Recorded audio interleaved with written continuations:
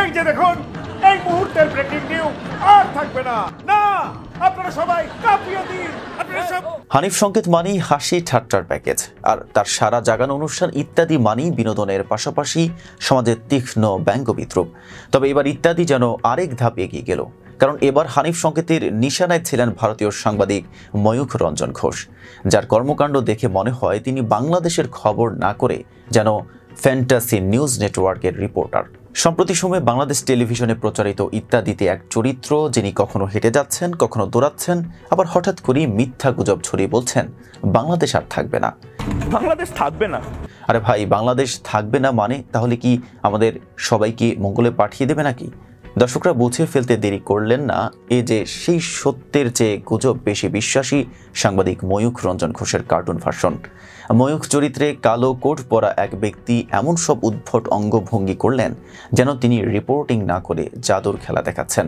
হঠাৎ করেই হাত নেড়ে বলছেন বিশ্বের সবচেয়ে বড় গোপন তথ্য পেয়েছে। দেখা গেল সেটি নাকি বাংলাদেশের মানুষ সিংহাসনে বসে ভাত খায়।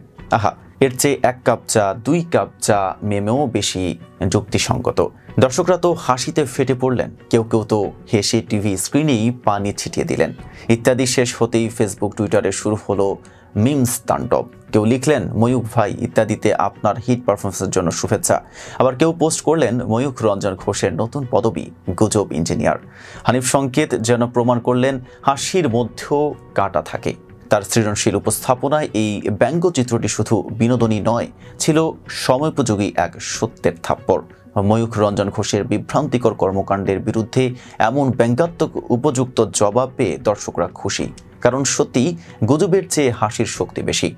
যদি ময়ূখ রঞ্জন ঘোষ এই পর্বটি দেখে থাকেন, আশা করি তিনি বুঝতে পেরেছেন গুজব ছড়ানো সহজ, কিন্তু হানিফ সংকেতের রাডারে পড়লে রেহাই নেই। আর হ্যাঁ, পরের বারে বাংলাদেশ থাকবে না বলার আগে চিন্তা করুন, কারণ ইত্যাদি কিন্তু সব কিছু দেখে ফেলে। রাকিবুল ইসলাম রুইসের প্রতিবেদনের সাথে ছিলাম মেহেদি হাসান। ফেজ দ্য পিপলের সাথে থাকার জন্য ধন্যবাদ।